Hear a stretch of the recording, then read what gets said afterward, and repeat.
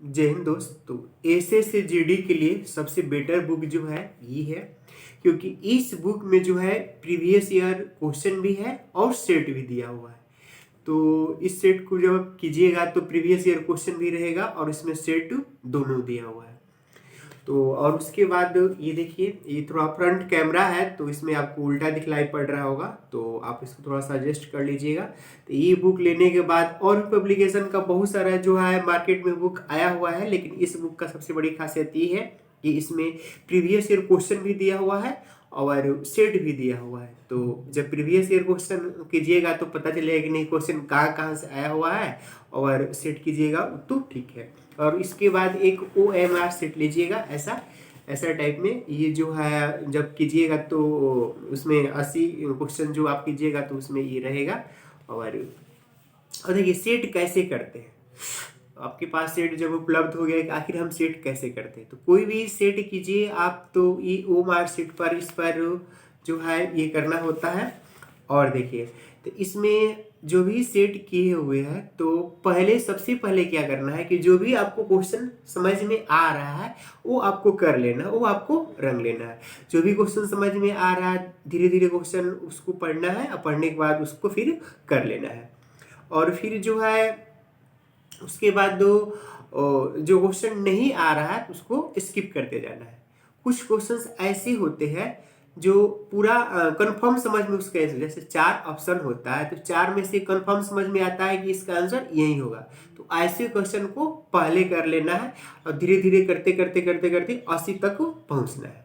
उसके बाद फिर दोबारा करना है आपको, फिर दोबारा पढ़ना है क्वेश्चन, वैसे क्वेश्चन जिसमें 50-50% यानी ऑप्शन 4 होते हैं तो 4 ऑप्शन में से पता चल रहा है कि 2 ऑप्शन समझ में नहीं आ रहा है, लेकिन 2 ऑप्शन ये पता चल रहा है कि नहीं 2 में से कोई एक होगा, तो 2 में से कोई एक होगा तो वैसे क्वेश्चन पर रिस्क लेना है और उसको करना है।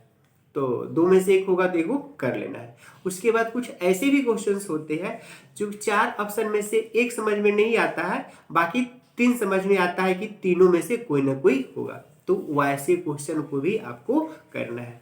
और कुछ ऐसे क्वेश्चन होते हैं जो बिल्कुल समझ में नहीं आता है, मीन्स जो 4 ऑप्शन है तो 4 ऑप्शन में से एक भी समझ में नहीं आता है कि इसका ऑप्शन कौन सा सही होगा और कौन सा नहीं होगा, तो ऐसे क्वेश्चंस को आपको स्किप कर देना है, ऐसे क्वेश्चन को आपको छोड़ देना है। और फिर सेट करने के बाद आपको मिलाना है कि आपका कितना क्वेश्चन सही हुआ है। हो सकता है कि 30 क्वेश्चन सही हो सकता है कि 40 क्वेश्चन सही हो, तो इससे आपको घबराना नहीं है। धीरे धीरे कुछ दिन आप जब सेट कर लीजिएगा तो धीरे धीरे खुद ब खुद आपका आंसर क्वेश्चन जो है सही होने लगेगा। अभी शुरुआती दौर में सबके साथ ही ऐसा ही होता है। और उसके बाद जो फिर एनालिसिस करेंगे, जैसे पहले हम जीके जीएस 20 जीके जीएस दिया हुआ है उसमें देखेंगे कि लास्ट में उसको पढ़ेंगे और देखेंगे कि उसमें कौन कौन सा जो इम्पोर्टेंट टॉपिक है उसको एक हाइलाइटर रखिए, सुगा कलर का हो गया चाहे जो भी कलर जो आपको पसंद आए, हाइलाइटर के माध्यम से उसको बुक में जो है एक बार ऐसे हाईलाइट कर दीजिए, ताकि जब आप दोबारा इसको पढ़िएगा तो ये पता चल पाए कि नहीं ये क्वेश्चन जो है इम्पोर्टेंट है। उसके बाद फिर मैथ में भी कुछ ऐसे क्वेश्चंस होते हैं जो मैथ में जो क्वेश्चन आप सॉल्व कर लीजिएगा तो वो तो ठीक है, आप उस क्वेश्चन पर आपका पूरा कमांड है, लेकिन जो क्वेश्चन सॉल्व नहीं हो पाता है उस क्वेश्चन पर कमांड नहीं हो पाता है, तो उसको क्या करना है।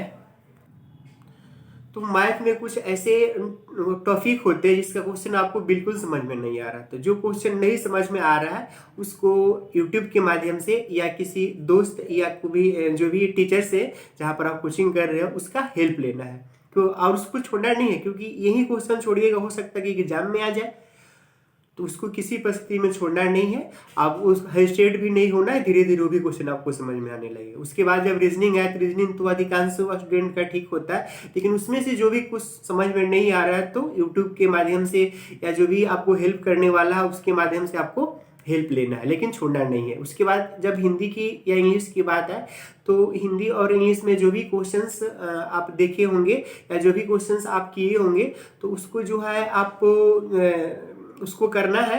और फिर जो बुक आप कोई खरीदे होंगे हिंदी का या इंग्लिश का जो पढ़ने के लिए उसमें से आपको देख लेना है। और जो भी नए क्वेश्चन से आ रहे हैं, जैसे आप सेट कीजिएगा तो बहुत सारे नए क्वेश्चन भी होता है, तो उसको हाइलाइटर के माध्यम से उसको हाईलाइट कर लेना है। और उसके बाद धीरे धीरे जब 2, 3, 4, 5 सेट आप कर लीजिएगा तो धीरे धीरे आप में कॉन्फिडेंस बनते जाएगा, आपका ज़्यादा क्वेश्चन सही होते जाएगा।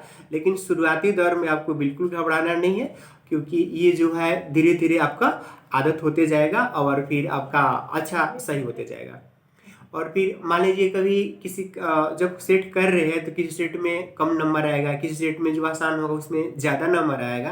तो जिसमें ज़्यादा नंबर आएगा तो फिर आपको ये नहीं करना है कि नहीं मेरा ज़्यादा नंबर आ रहा है तो हम नहीं पढ़ पाएंगे, चाहे अब नहीं करेंगे। नहीं, ऐसा नहीं सोचना है कि नहीं हम आइंस्टीन का चाचा बन गए और अब नहीं करेंगे।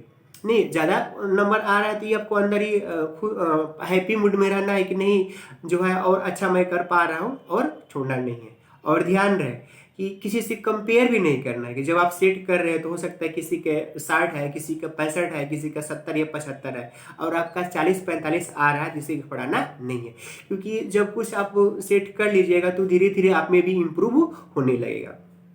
और ध्यान रहे सेट करते समय 1 घंटा का टाइम है तो भी आप टाइमर शुरुआती दौर में मत लगाइए।